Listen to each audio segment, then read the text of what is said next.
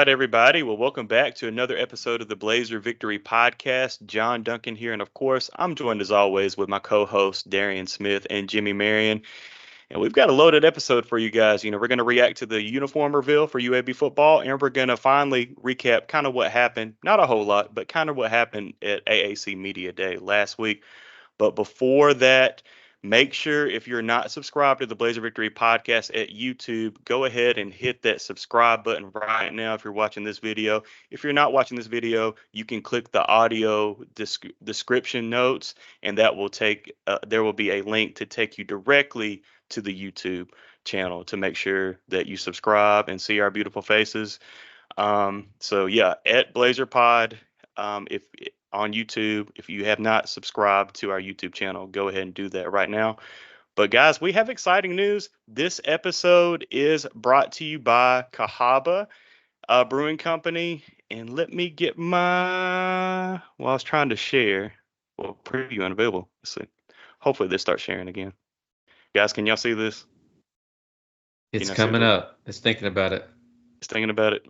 Oh no.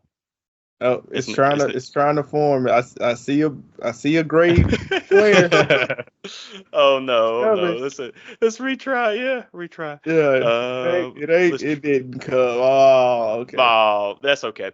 Well, we had a graphic to announce that Cahaba is going to be a sponsor for the Blazer Victory podcast for a second year. So we renewed with Cahaba Brewing Company. Shout out to all of our listeners. Y'all drinking Cahaba beer, go into the tap room saying that the Blazer Victory podcast sent you, go into the watch parties. So we are super stoked to, renew with Cahaba Brewing Company, and they just do so much for us, and we're so grateful and thankful for Cahaba Brewing Company. And there's also another announcement. Blazer Victory will have a watch party. First watch party for football season will be September 14th as UAB plays Arkansas. So that game is 3:15 p.m. Central Time, but we have a Facebook event on Facebook. Please, listeners, make sure that you go click on that Facebook event link and say that you are going to the Blazer Victory Cahaba watch party for the Arkansas game. That helps us a lot. That helps Cahaba prepare for this event.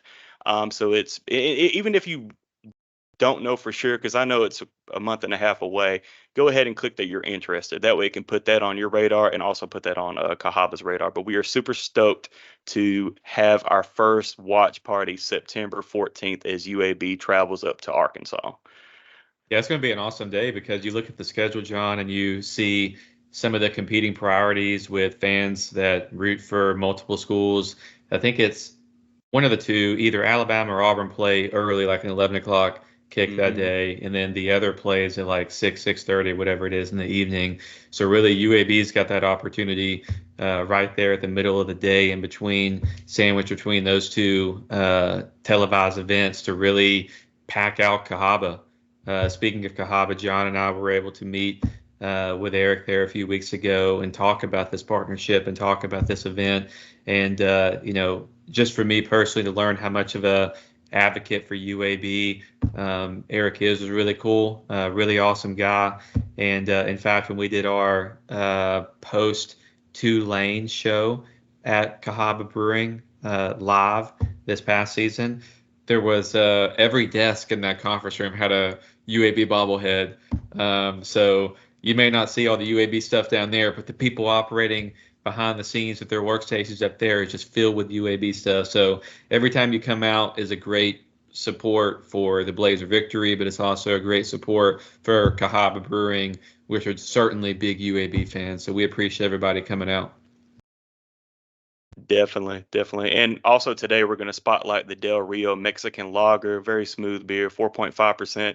It's also brewed with HICA. That's the Hispanic and Immigrant Center of Alabama. And actually they've got an event coming up, not this Saturday, next Saturday, August the 10th. That's their 4th annual pig roast from 2 to 6. So y'all feel free to stop by the tap room for that event.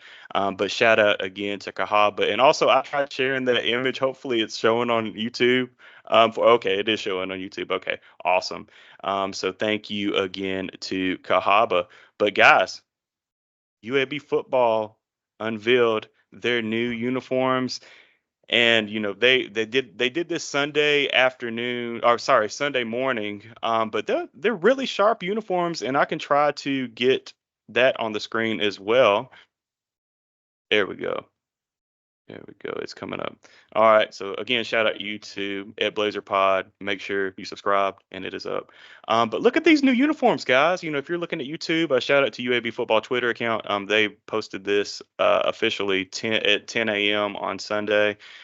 These look sharp. You've got the green matte helmet with the gray. You've got the Smile a Mile, uniforms as well. But that I think the sweetest complete uniform is the green on green. Like that green matte helmet is so sweet. And I remember early on we had saw I think it was it on Trent Dilfer's desk or something along the line, something about that, and we were like, man, that would be a really cool helmet. But shout out to Cole Peterson, the UAB football equipment staff. Like, they worked extremely hard on these uniforms, and the players seem to love it. And to be honest, man, that's all that matters. Like, if the players love it, that's all that matters. And hopefully we see them winning games again this year, or winning more games this year. But they're sweet, in the away, the all white with the blazer stripe, like on the pants. You got the 205 on the back of the jerseys. Like, everything is extremely detailed, and I really love them. But I want to get y'all's reaction. Jimmy, what's your reaction with the 2024 uniforms for UAB football? Yeah, my couple immediate reactions when I saw the image is really like the all green home unis. My favorite helmet is the one you're showing right now, the all green. I think it looks real slick. I am getting used to, what is it, the shoulder situation. So obviously that was new last year, but that's becoming a lot easier to envision. The all whites, the away unis are probably one of my top favorite ones. I like those too, but I will say the gray, the Birmingham alternate, is probably my favorite. Just the Birmingham alternate with the green helmet. I like that one a good bit, and the blazers on the pants. So that one's probably selfishly my favorite one combination. Some of the situational ones, the Children's Harbor, obviously we've seen that. Love the jerseys. I'm just like on the helmets though. Like I just have difficulty getting into the two white ones with like the neon, like the primary white helmet and the primary like green helmet, like I like, but I'm still kind of getting adjusted to this one that you're looking at there. And last year I know there's a lot of hype over the blacks, but like I think they're my least favorite now. Like, I like the other ones. I love the all green. I love the all white. I love the Birmingham alternate, the Children's Harbor. The black one's still sweet too, but those are just some of my initial thoughts. I know that people are a little, I see in the comments, I should say, about the lack of gold as an option. So, to me, it doesn't matter as much, but I certainly respect our fans and like their wishes for a gold, and would envision, we are green and gold, so why not incorporate some of that? So maybe that's something that they can hopefully do in the future. The one last thing I want to say though was like, speaking of that 10 a.m. Sunday drop, that was the most confusing part to me. I'm not sure why, during people were at church, like we're trying to get people hyped about the new unis, the new threads, and you look at the social media impressions and stuff on this one, like it's got roughly whatever it was, like 32,000 impressions. When they dropped those new unis last year on a Wednesday afternoon, it had, since now you've had the benefit of time, but that had like 200,000 impressions. So would have liked to see them drop it on a non 10 a.m. Sunday morning, but overall I was pleased with some of the combinations. Do you think it was a reason for that? I couldn't imagine one if there is. Maybe they felt kind of rushed because obviously the EA college football game came out last week or 2 weeks ago, whatever. Yeah. And I know a lot of people on social media were clamoring like, "Hey, let's get the new unis out, or unveil the new unis," because that's what other schools were doing. And maybe they were like, "Okay, well, as soon as it's done, let's post it." And then I think they had announced, was it the day before Saturday? It was like, all right, Sunday at 10 a.m. Like, let's do. I mean, I would kind of just to say, hey, just drop them Saturday, because I feel like Saturday would have been a better day instead of Sunday. But I don't know. Maybe somebody can DM us and tell us, why Sunday at 10 a.m. But Darian, what are your thoughts? As a former player, would you have liked to rock some of these jerseys? Yeah, I would like to win in the jersey. So I think that's really all that matters to me. People can clamor, and I know, you got to look good. And I wish with the black jerseys probably would have been some gold on the numbers at least, instead of, we already have the Children's Harbor, we already have the gray with the neon. I don't like kind of doubling back up with the neon color. I think maybe we could have went black and gold or something, or maybe that's too similar to another team. I don't know, but I love the all whites. I love the all white. That's probably the all whites are my favorite, the away unis. The gray, yeah. See, that's clean to me. I love that. I love the green. I love green unis. This is the typical away and home. We nailed it. The gray is growing on me. I'm just, the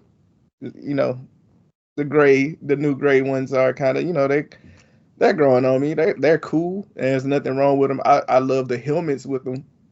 The helmets are fire. No, those green helmets are fire. I just didn't. I feel like we're more kind of like the green and gray now. Like are we kind of, are we gonna change the fight song here? So Gold is hard though. I feel like people need to realize like incorporating gold into like especially like the gray or it's kind of hard. I see what you were saying though, Darian. Like with the black, maybe instead of the neon, they could have went gold. Like would y'all have liked a gold blaze like on that helmet with the black instead of the neon? yeah, yeah, That I would have been would have. cool. Yeah, I didn't even think about that when Darren was saying, but that would make so much more sense. Like it's just like we already have the neon like on the gray unis, and like putting it with the black. There's just something missing there. I think that the black could be like real fire. But it's just like I thought last year it was gonna be the most popular for me, and then like I just kind of like now I'm kind of thinking like it's just missing the beat a little bit. But I can't get over the green helmet. I really like the green helmet. That's really nice. Me too. And I mean, I really like the neon too, though. I mean, I know some people are kind of throwing shade at the neon, but I like the neon on the black. Like that's kind of cool to me. But Yeah, I just didn't understand doubling up with the neon. It's like, all right, we got to. It's only so much neon, you know what I'm saying? I feel like it's an alternate. You kind of, bam, you got it. But then it's kind of, hmm I don't know about circling back with it. Like, you know what? Let's do neon again. Like, like let's try to go. Let's just. I like different combinations. Like let's try this out. I'm a guy that goes to a restaurant. I'll be like, let's try something different here. And if it isn't good, then we always can go back to neon.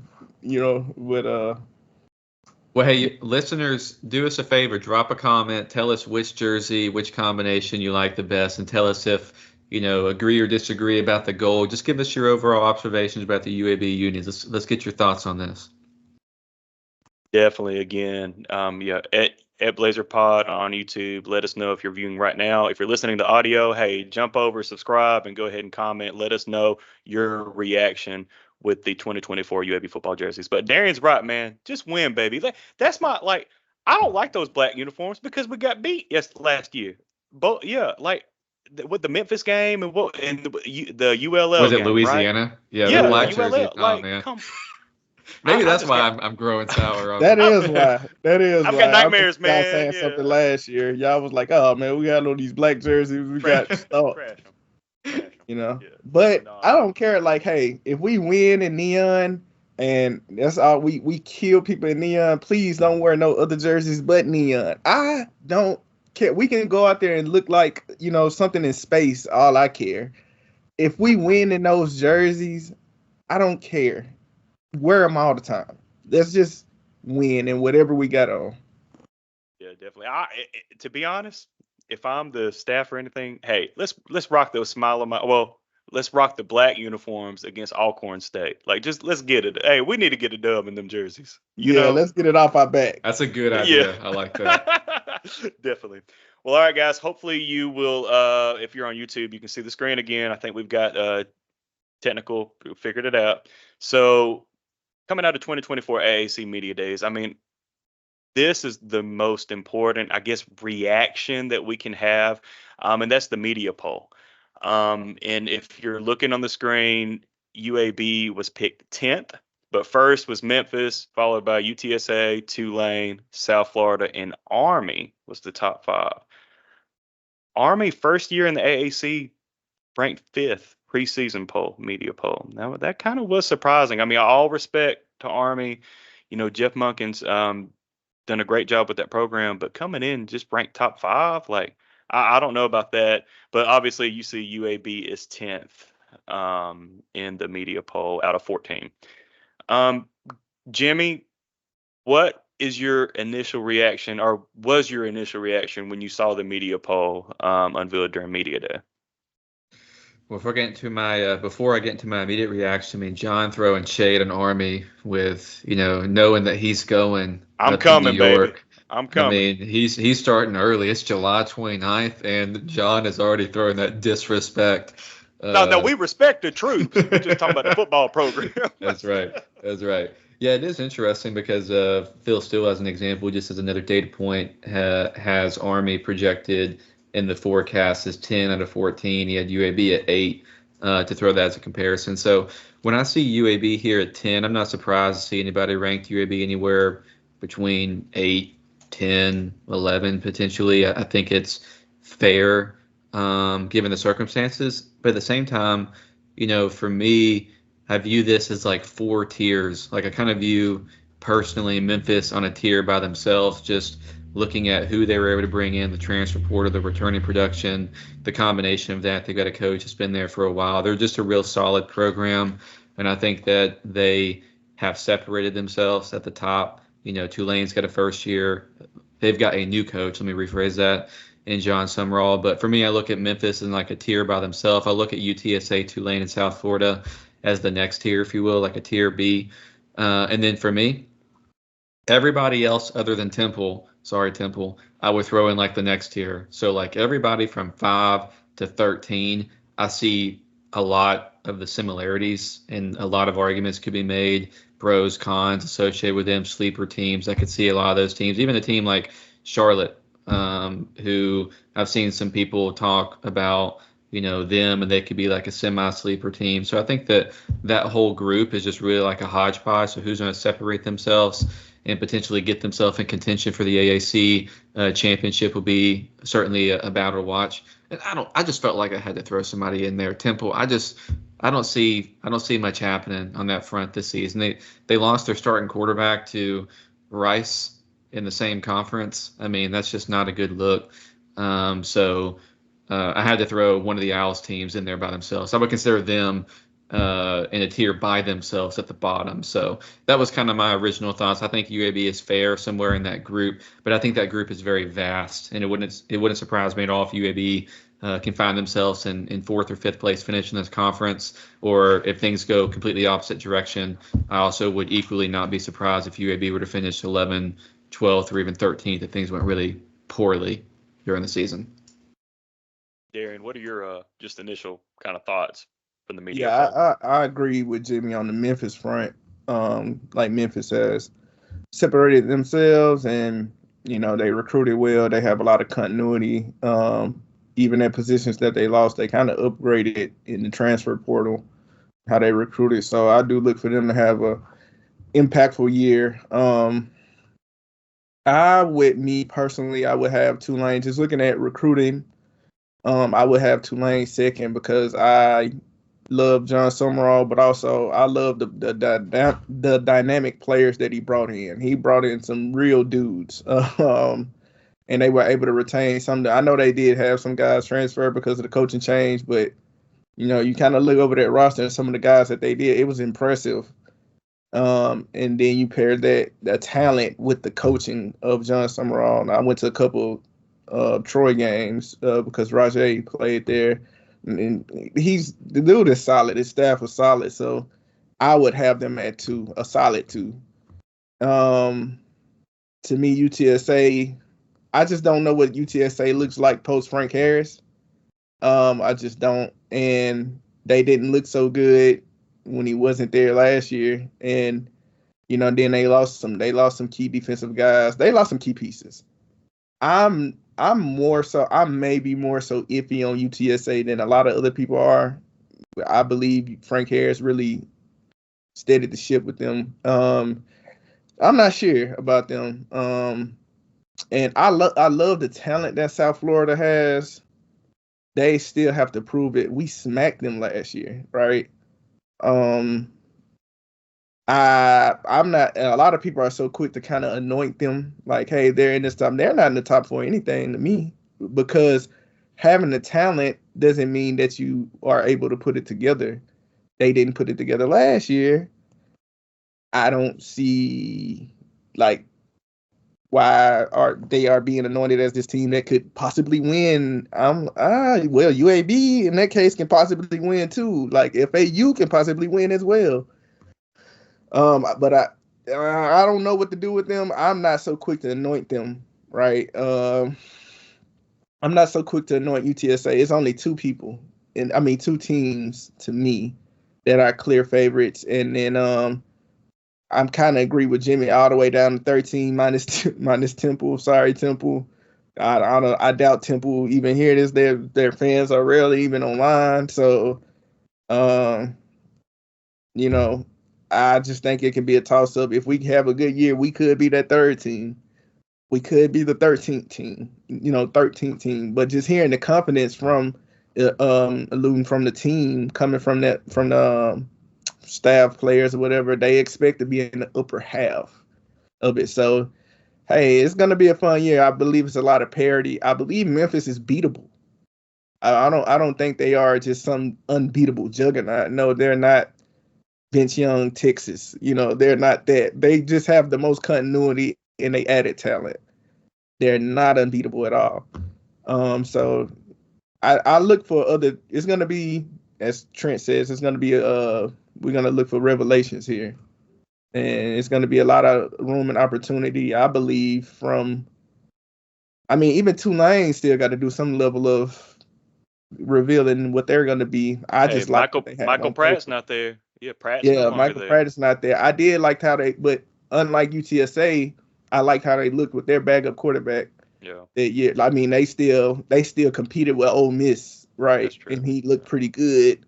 So I think, and I like John Summerall as a coach.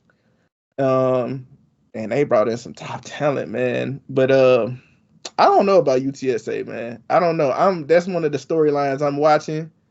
I believe in Jeff Traylor, of course, but you still got to rebuild in a sense, Mind you, they lost their demon. I can't think of his name on the defensive line that terrorized us. That That went to Texas. What's his name?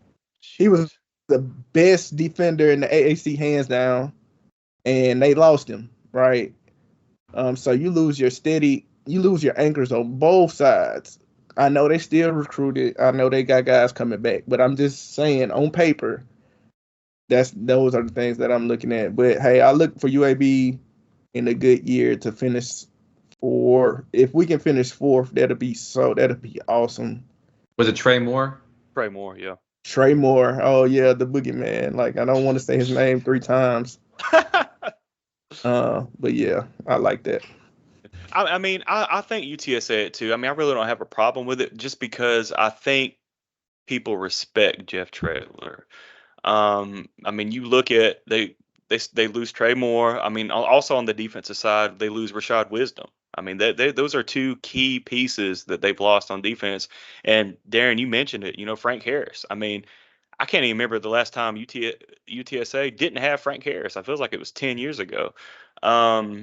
But they've got a lot to prove. But I think it's just a lot of the media respects Jeff Traylor. And you've got Tulane, even though John Summerall did a great job at Troy for 2 years, I think he was there. But he's going to have to prove it in a new league. It's a step up in a competition from the Sun Belt to the AAC. Again, just to recap, I do think Army is high at 5. No disrespect to Army. I would group Charlotte and Temple in a bottom tier together. I'm still not sold on Bipoji. I really don't know what's going on there. But I mean, this is wide open. Yeah, I do think Memphis is on a tier by itself. Then you've got UTSA, Tulane, South Florida, on another tier, and then everybody else except for Charlotte and Temple at that, fighting for that third tier. But would it surprise me for UAB to jump into that second tier, the 2 through 5? No. We would need a lot of things to break right for us, especially injury luck. We don't need any significant injuries this year. But yeah, I mean, media poll is what it is. I mean, we'll find out what it is, in a few weeks when the season kicks off. But it's just something, kind of fun to talk about, especially on the podcast. Guys, do y'all, outside of the media poll, do y'all have any thoughts like on media day? Like, how about the new commissioner, Tim Pernetti? I sort of, he gave a 30-minute speech. I sort of like, I was in and out listening to a little bit of it. He sounds confident. I mean, that bodes well. Coming from CUSA, Judy McLeod never sounded confident, or at least we never thought she did. We're gonna miss Mike Oresco, powerful man, in the college football and college athletics landscape. But any other general thoughts on the media day, or from Jacob Zeno, Michael Moore, Trent Dilfer, The only Jimmy? the only kind of things I took away was the talk concerning the defense. I think going into fall camp, I mean, that's a lot of eyes are on the UAB defense, deservingly so. And some of the notes that I'd written down were just to reemphasize again the number of transfers that were brought in on the defensive side of the ball. 14 of the 21 transfers were on that side of the ball. And Trent, at least I think on multiple occasions, has alluded to all 14 of which playing and contributing on this UAB football team this upcoming season. We talked about this in the Patreon about some of our commits for the 2025 class, but the emphasis on length, via the transfer portal and recruiting on that side of the ball. And then there was a quote about possibly 9 new starters on the defensive side of the ball, which is a big deal. And I guess thinking of Michael Moore is certainly going to be a starter. Who's the other guy? Is it like a Desmond Little? What do y'all think is? Dempsey. Kobe Dempsey, yep. And then everybody Desmond else Little. probably, yeah. And then everybody else is probably up for competition, which is good on that side of the ball. The one comment, he talked about replacing DMAC to UCF, but replace him with an equally good player. He's obviously talking about Jake Ubek, right? So it was good to hear that, that obviously the staff was as high on him as we were. And then, just I have a mind set on building a very good defense. And then also it may not happen this year. It may be a product in the work, this year.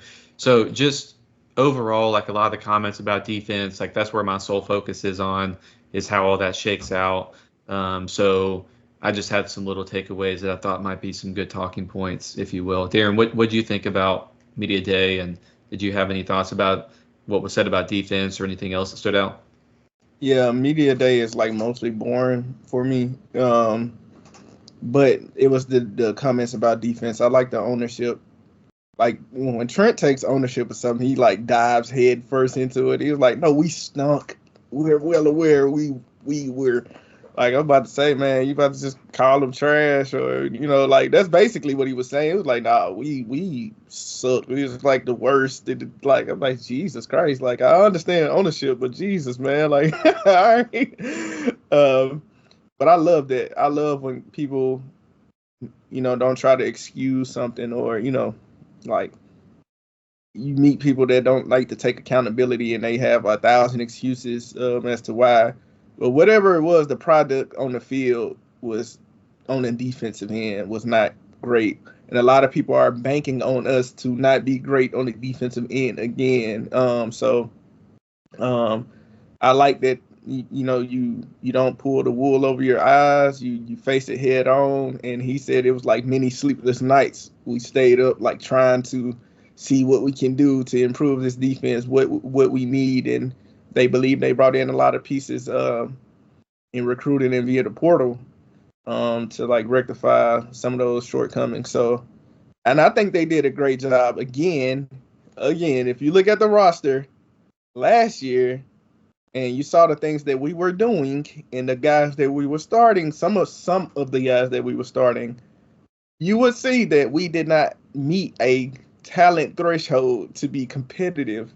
It was just too many holes. I knew, like, I will repeat this again. I knew it was a problem when at the last minute we was moving one of the twins who was like, he was only like 205 pounds, and we were moving him down the linebacker, and then we were like starting, I can't even remember his name, but we were starting another small walker on linebacker. I'm like, Sorrells. yeah, we were starting him, and then Rusall had Michael Moore again. This was his first year even playing from injury, and Rusall had to be like our guys. I was like, oh, we in trouble. Like, we are in trouble. So, hey, we had to deal with it. We did a lot to rectify those positions. I would say that I feel a lot better with Adrian Maddox and all these type of guys, these OC brothers, what I'm saying, the Eddie Tusums and Shepard too. Yeah. Yes, I feel a lot better, with these guys developing and, giving them a year to develop. And, a guy like Waller looked completely different, like, as far as what you see physically. And then when I saw him at the little spring scrimmage, he looked completely different than what he did as a true freshman. So you got guys like that, and you have guys like Ricky Lee, and you give Rusall, you give Michael Moore another year to get better from just coming back from injury. All of a sudden, there has to be some internal, development with those guys. But we brought in all of these safeties, the Sarad Bryants of the world, and I already mentioned Adrian Maddox, and then we brought in a couple of linebackers with Eddie Tusum and Van Zet, and we brought in Ezra Odenajor, and we brought in a slew of defensive tackles. I feel so much better about the defense and where we at because of just being year two. I know for a fact it's almost impossible to be as bad as we was last year. I would say that. So I think we have that to look forward to. And just one more thing, and we've said it before, and we're going to say it again in a couple weeks when we do our defensive preview on the Blazer Victory podcast. But we're not expecting this to be like to jump from one of the our worst defensive teams to be the very best in the AAC. But if they can at least be middle of the pack in the AAC, defensively speaking, I will not be surprised if we can compete for the AAC championship. That could be like that level 2, behind Memphis. And Darren, you said it earlier, Memphis is beatable. Hell, we had a third string quarterback. We were in the game until they blew it wide open, like fourth quarter ish. So yeah. So you're on mute. You're on mute, bro. Hold on, no, you're on mute. Yeah, I was about to say we had 3 quarterbacks rotating, like, Yes. and we probably should have been ahead going into halftime that game, but we got a chance if we develop during the season. We have to continue to develop. Is that logo for real? Yeah, I was telling John on social, there's people tweeting about UAB like officially refreshing their logos or whatever. And Darren, you'll like this. Somebody posted it, and someone's first comment was, "Looks good, maybe a little bit more gray." We're talking about the uniforms, like we did add some more gray. People always complain. People gonna complain regardless. You could you could have Jesus Christ as your logo, and somebody's gonna complain about it. God forgive me. You know what I'm saying? Like, people always gonna, like, come on now. Like, I mean, I don't know. Jesus ain't never rushed for 1,000 yards. So.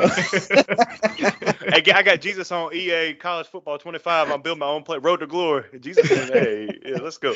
And that is a perfect transition. Yes. Hold on. Let me get these ratings, because I had these ratings pulled up.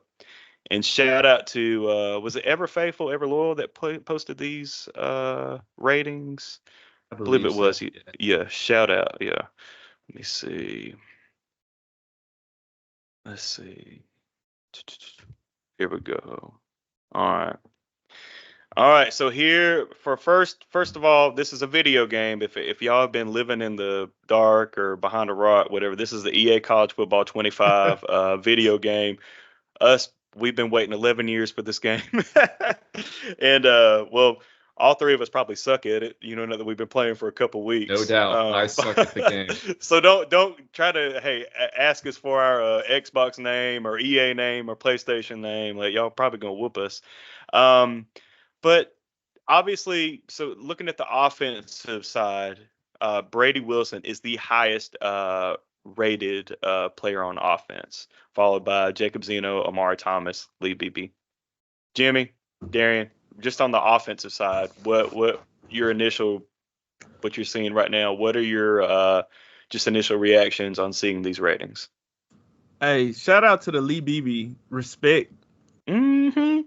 Like, I don't think you find bigger fans of any other player. We love Lee Beebe over here. Yes, sir. Like, the dude gets the ball, he just gets big games. Like, give him the ball more, please. Shout out to the Brody Wilson. Respect. I like that. I think they could have bumped Zeno up to like 85 at least. Huge Chris Bracey respect. I mean, it's only 79, but I wouldn't expect him. Is he the highest rated like defender? Him and Johnson? Yeah, him and Keldon Johnson. I guess Bracey really liked it, the Russaw disrespect is crazy. That's where I kind of go, Darren, is like offensively, I'm not like surprised with a lot of the ratings, but on the defensive side of the ball, I feel like there's like some massive disrespect, like not from an overall ranking standpoint, like in the defense, but from the individual category. Everett Russaw, and the ones that really stood out to me were Everett Russaw, Ladarius Cox, and OC Brothers. Like, I thought all three of those guys, OC Brothers at 73, just disrespectful. Like, very that's going to be one. There's no way. And then, and you're talking about a guy that one of the biggest reasons that OC Brothers is at UAB, outside of, I don't want to discredit the recruiting effort that our staff put in to get him, but he's been dealing with an injury. Like, he couldn't participate in spring practice, and he's going to his final season. And so he had an opportunity to come here, rehab, and also play a significant role for this UAB defense. And he's played in big games, like in a quote unquote power 2 conference. And he's going to be, I would anticipate, a massively impactful player for this UAB defense. And then Everett Russaw, we just saw what he did as a true freshman going out there. And then love Chris Bracey as well. But it was just odd to me to see like Chris Bracey at 79, Everett Russaw at 73. Again, it's more about Russaw, not about Bracey. Those are the ones that stood out to me. Is like, you're going to look back at this season. So weird. Yeah, like what the hell happened there? Yeah, and then we saw Kevin Penn have a really good year. He at least should be like an 82, 83. Yeah. Like, I don't get him being down there. I mean, Michael Moore at least should be an 80. Mm-hmm. I think Michael Moore had commented like at media days, he was like, "Why they got me a 74 at a speed?" And he's faster than that. Yeah. Oh yeah. He's much faster than that. So here's my question for Darian. Darian, let's go back to, you may not even know, you probably definitely don't know this. I was about to ask you, well, if the game was there when you were playing, that it was there when you were playing. Do you remember like where you were rated, like in the game, like your player? Do you remember being in the game? I was on the game. I don't remember anything about my rating at all. What would you rate? What would be the fair rating for Darian Smith year 1 and year 2 at UAB? Where should you have been? Oh man, listen, I was a beast, bro. So like 100. No, I ain't up there, but I at least should be like I felt like I should have been like a 88, at least. Yeah. At least, you know what I'm saying? I don't really say that because that's just how I feel. So yeah. I mean, when I create my Darian Smith, I'm gonna put you at an 88. Was that blue chip recruit when I Road to Glory? Yeah, I should be blue chip. Road to Glory guy. I'm glad my story played out how it played. I ended up at UAB because I don't think guys felt like they felt like my frame was maxed out weight wise. They didn't think I could get bigger because I was already kind of muscular. They're like, hey, he's kind of muscular and stuff already. He's only like 260, 265. Dog, I was poor and I didn't have anything to eat. I couldn't gain weight like that. But yeah, I had a lot of SEC coaches come and check me. I'd be like, we like you, but we want you bigger. And I was just like, well, I could just go go with you guys, but I wish I had UAB's strength and conditioning. Shout out to Coach Lyles. I love what we're doing here, and that's why I think like internal development. Maybe after this year they'll raise our ratings up, especially on the defensive end on NCAA. Like Russo may have the biggest jump of anybody. If we talking about NCAA with 26, he has the opportunity to be like 87. You know, if he has that great of a year, that'll be so awesome to see. Yeah. And also, I think they're going to put updates like patches in too. So like maybe they could update them mid-year, or hopefully maybe put the new uniforms in for UAB. That would be great. But guys, this concludes our episode for today. Tomorrow, UAB football fall camp starts. They reported today, Monday, July 29th, but practice officially starts tomorrow, July 30th. Blazer Victory Podcast will be there. So patreon.com/BlazerPod. If you have not subscribed to the Blazer Victory Podcast Patreon, go to patreon.com/BlazerPod. Only $5 a month. Look, I was looking at like some 24/7. Rob was like, they're like $10 plus a month. Like we only charge $5 a month, or you can join annually and save 10%. Like I don't know where else you can go for this coverage for this cheap. And you know, we all three of us have talked. We're not, as of right now, we're not increasing that. But we would like to see those numbers grow, especially with fall camp starting. And you know, we'll be boots on the ground. We'll be reporting, seeing how the guys look. So again, patreon.com/BlazerPod. Join today for the Blazer Victory Podcast Patreon. But Darian, go ahead and send us out until next time. Blazer Nation, just blaze, baby.